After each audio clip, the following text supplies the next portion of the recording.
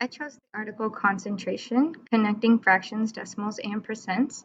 This goes along with my learning target of fractions, decimals, and percents. And this article is based on the middle grades, which goes along with my fourth grade classroom.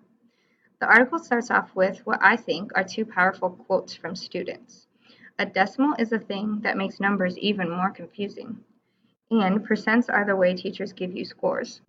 So they were asked the definition of the words decimals and percents, and those were the answers they gave. The article goes on to describe an innovative method to help middle grades represent fractions, decimals, and percents. It comes in 5 different phases, and the first phase is pre-assessment.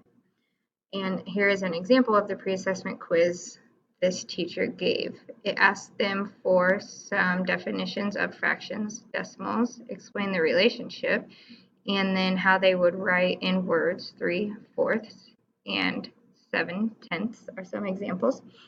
After you have seen the pre-assessment, this will give you an idea of how much instructional time is necessary. The next phase is instruction.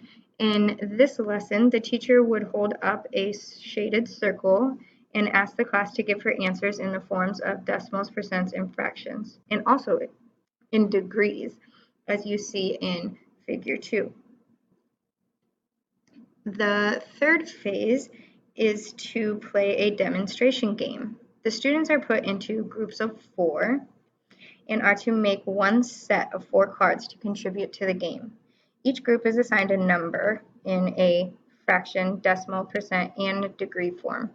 The group then determines the equivalent values and the number of degrees needed to represent the assigned number in the circle graph. So each group would have to make 4 cards to contribute to the game. So they would have to make it in decimal form, percent form, fraction form, and in the shaded circle or the degrees form. The numbers assigned to the group are 80%, 25%, 100%, 4/10, 75 hundredths, 1/5, 1/3, and 3/5. It also suggests that the students use a protractor to get an accurate drawing of the degrees. Then the teacher would collect all the cards and shuffle them. Then they start by playing a game of memory. So the cards would be set down on the table face down, and whatever student would go first would have to try to find a match of equivalent cards. So for example, they would have to find 5/10 and 50% would be equivalent. If they get a match, they can keep it. If they don't get a match, they have to place them face down again. The next phase is going to be playing the game in smaller groups. Each group of 4 creates its own complete set of cards and uses a set to play a game of memory. Some benefits of playing in the smaller groups are the additional amount of time each student gets to play, and that each group can play at its own pace. The last phase is the post-assessment. The post-assessment has the same 7 questions as the pre-assessment. After the post-assessment, the teacher should have a discussion with the students. Their definitions of the 3 words decimal, fraction, and percent should have vastly improved.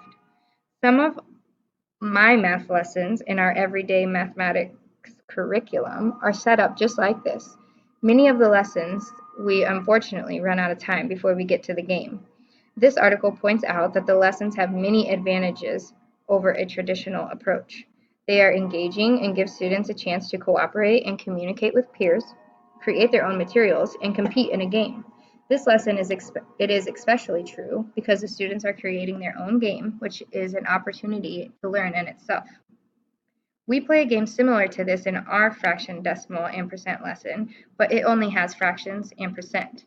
It is the same concept, but is missing the decimals and degrees in the game. The article states at the beginning that these concepts are usually taught in isolation, and that is why it can be so confusing to students. This article has made me want to change my lesson and the game we play to include all 4 forms of the number, like you see up here in figure 2. It also reminded me of the impact games can have on a lesson. I plan to make it a priority to include games in my math lessons more often. Thank you.